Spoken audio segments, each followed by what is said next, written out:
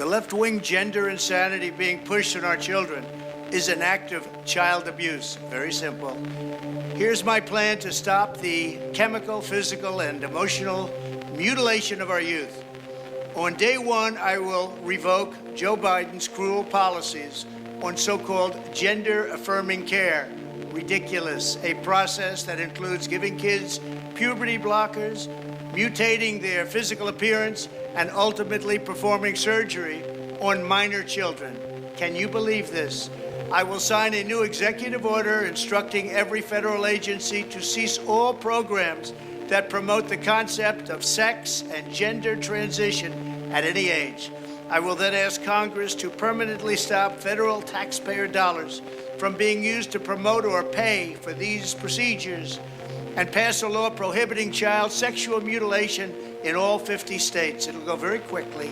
I will declare that any hospital or healthcare provider that participates in the chemical or physical mutilation of minor youth will no longer meet federal health and safety standards for Medicaid and Medicare and will be terminated from the program immediately. Furthermore, I will support the creation of a private right of action for victims to sue doctors who have unforgivably performed these procedures on minor children.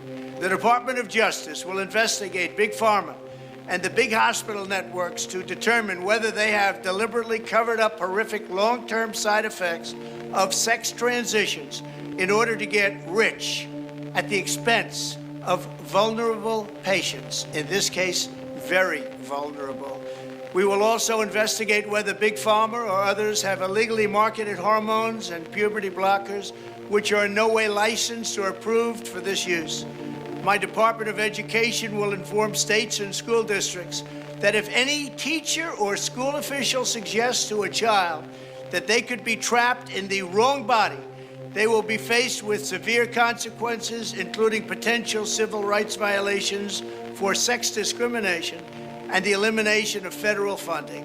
As part of our new credentialing body for teachers, we will promote positive education about the nuclear family, the roles of mothers and fathers, and celebrating rather than erasing the things that make men and women different and unique.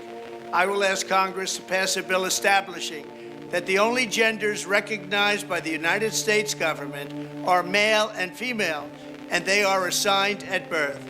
The bill will also make clear that Title IX prohibits men from participating in women's sports, and we will protect the rights of parents from being forced to allow their minor child to assume a gender